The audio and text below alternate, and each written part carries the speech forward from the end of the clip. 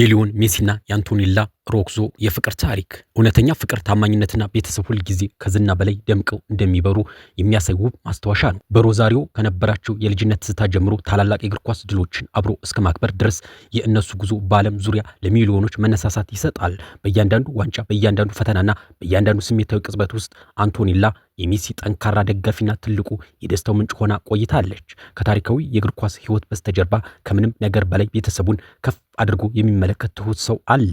የእነሱ ትስስር ስኬት ትርጉም የሚኖረው በጣም ከምትወዳቸው ሰዎች ጋር አብረህ ስታካፍለው መሆኑን ያሳያል። ደጋፊዎቻቸው ሜሲ በሜዳ ላይ የሚያሳየውን አስማት ብቻ ሳይሆን ለባለቤቱና ለልጆቹ ያለውን አክብሮት፣ ታማኝነትና ፍቅርም ያደንቃሉ። በአንድነት በዓለም ዙሪያ ያሉ ትውልዶችን ማነሳሳቱን የቀጠለ የፍቅርን እምነትንና የዕድሜ ልክ አጋርነትን ይወክላሉ።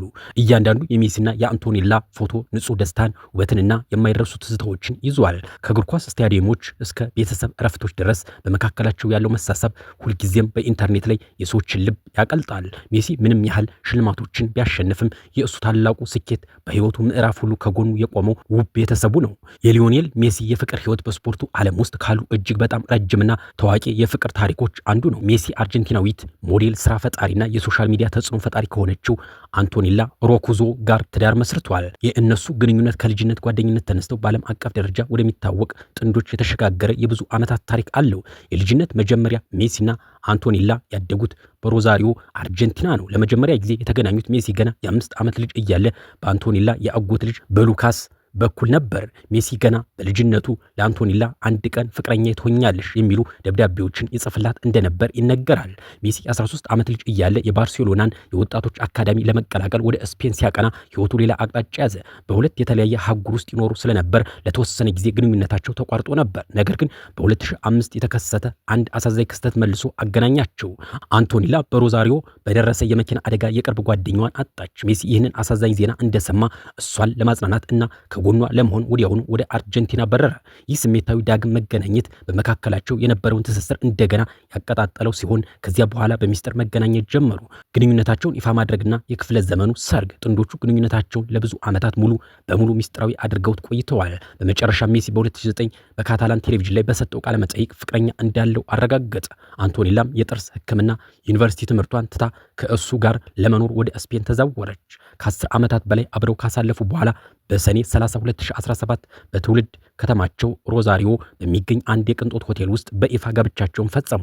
በአርጀንቲና ሚዲያዎች የክፍለ ዘመኑ ሰርግ ተብሎ የተገለጸው ይህ ስነ ስርዓት እንደ ኔይማር፣ ሉዊስ ሱዋሬዝ እና ጀራርድ ፒኬ ያሉ የዓለም እግር ኳስ ኮከቦችን ጨምሮ 260 እንግዶችን አስተናግዶ ነበር። በአሁኑ ጊዜ ሜሲ ወደ ኢንተር ማያሚ ሲኤፍ መዛወሩን ተከትሎ ጥንዶቹ በማያሚ ይኖራሉ። ከጋብቻቸው በፊትና በኋላ የተወለዱ 3 ወንድ ልጆች አሏቸው። ቲያንጎ ህዳር 2 ቀን 2012 ተወለደ። ማቲኦ መስከረም 11 ቀን 2015 ተወለደ። ሲሮ መጋቢት 10 ቀን 2018 ተወለደ። ባለቤቴ አንቶኔላ ብዙ ምርጥ ባህሪያት አሏት። የዕለት ተዕለት ህይወትን የምትመራበትን መንገድ በጣም አደንቃለሁ። ሁልጊዜም በጥሩ ስሜት ውስጥ ናት። እናም ችግሮችን የምትጋፈጠው በሚያስደንቅ ሁኔታ ነው። በሁሉም የህይወት ዘርፎች በጣም አስተዋይና የተሟላች ሴት ናት ሲልም ይደመጣል። ስለ ባለቤቱ ሲመሰክር ሊዮን ሜሲ በአሁኑ ጊዜ በድጋሚ ሌላ ታሪካዊ የእግር ኳስ ክብር ለመቀዳጀት አፋፍ ላይ ይገኛል። በ19 ዓመቱ አርጀንቲናን መርቶ ለ2026 የዓለም ዋንጫ ፍጻሜ አድርሷል። የ2026 የዓለም ዋንጫ ፍጻሜ ይጠበቃል። አርጀንቲናና በታላቁ የዓለም ዋንጫ የፍጻሜ ጨዋታ ስፔንን ለመግጠም ተዘጋጅታለች።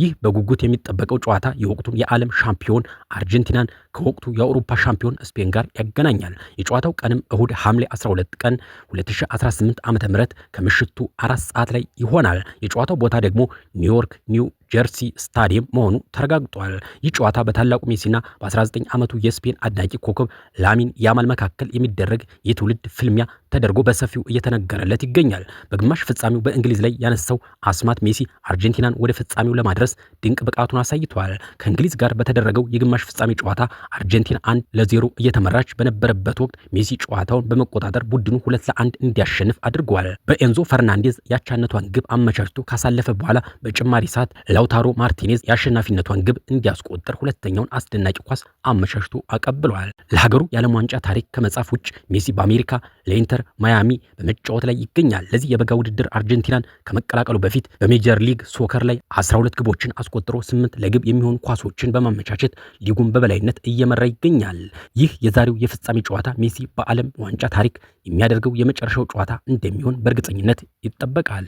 ሊዮን ሜሲንና ላሚን ያማልን የሚያስተሳስራቸው ጉዳይ የ19 ቁጥር ነገር ከ19 ዓመታት በፊት ነው ታዳጊው ሊዮን ሜሲ እና ጨቅላው ላሚን ያማል በአንድ ባርሴሎና ክለብ ባዘጋጀው የእርዳታ ማሰባሰቢያ መርሃ ግብር ላይ ለመጀመሪያ ጊዜ የተገናኙት። ታዳጊው ላሚን ያማልን ለፎቶግራፍ በሚል ገላውን ያጥበዋል።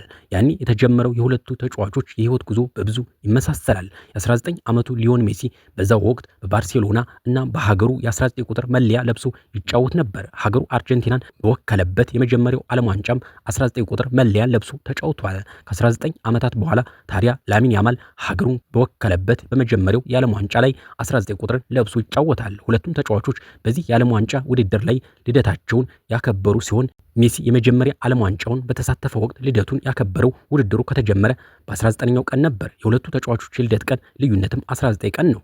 ዛሬ የሚደረገው የዓለም ዋንጫ ፍጻሜ ሁለቱም ተጫዋቾች ከ19 ዓመታት በኋላ ለመጀመሪያ ጊዜ የሚያገናኛቸው ሲሆን ቀኑም ጁላይ 19 ላይ ይሆናል።